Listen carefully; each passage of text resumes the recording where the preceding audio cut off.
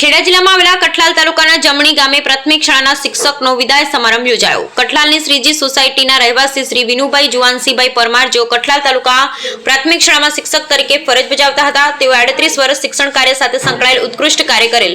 આજરોજ તેમની વયમર્યાદા પૂર્ણ થતા આજરોજ તેમનો વિદાય સમારંભ યોજવામાં આવ્યો। આ પ્રસંગે અધ્યક્ષસ્થાને રણજીતસિંહ ડાભી સાહેબ ડીઓ કચેરી વડોદરાથી પધાર્યા હતા, જે હોય નિવૃત્ત થતા વિનુભાઈ પરમાર અને એમના પરિવાર માટે ખૂબ ખૂબ અભિનંદન પાઠવ્યા।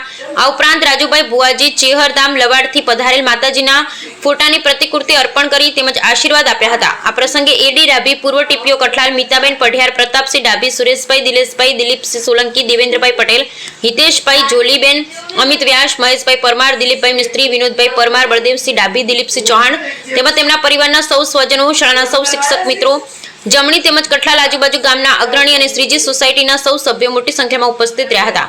આ પ્રસંગે પધારેલ સૌ કોઈ સ્વજનોએ ભેટ અર્પણ કરી તેઓ દીર્ઘાયુ થાય તેવા આશીર્વાદ આપ્યા। શાળાના આચાર્ય દ્વારા આભાર વિધિ તેમજ સુંદર સંચાલન કરવામાં આવ્યું। પધારેલા સૌ કોઈ મિત્રોને વિનુભાઈએ ભારે હૃદય દ્વારા આભાર વ્યક્ત કર્યો।